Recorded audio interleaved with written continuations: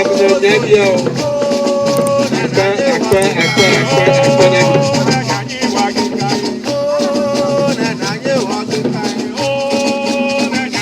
this is how our grandfathers and grandmothers led to worship.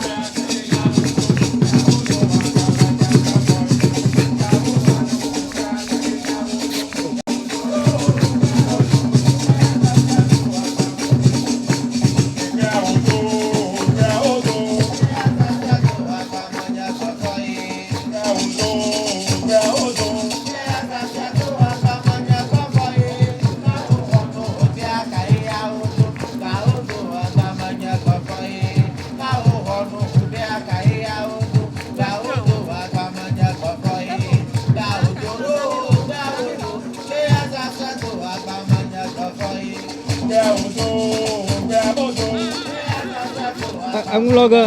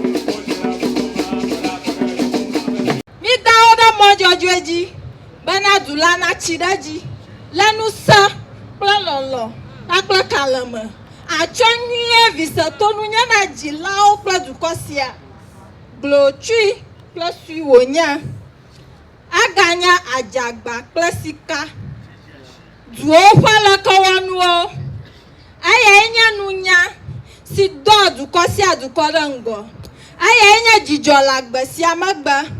Awo sagbaji ala dudata ayata vijagla na troko afa gbana na ona so fanyila na jujonku gatoto ala pato na sronya tapatoto kafia fio ama sroholao ama kudolao yala gomadaka malina ola Anlo kasino nuodoma o nyaduko klama siao madu hochungi o Nagbaja de otro nonome.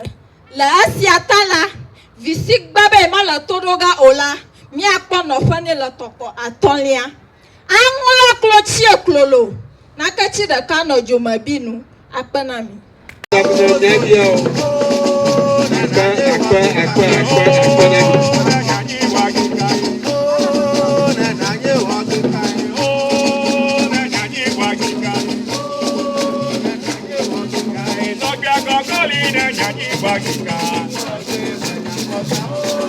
Agorkoli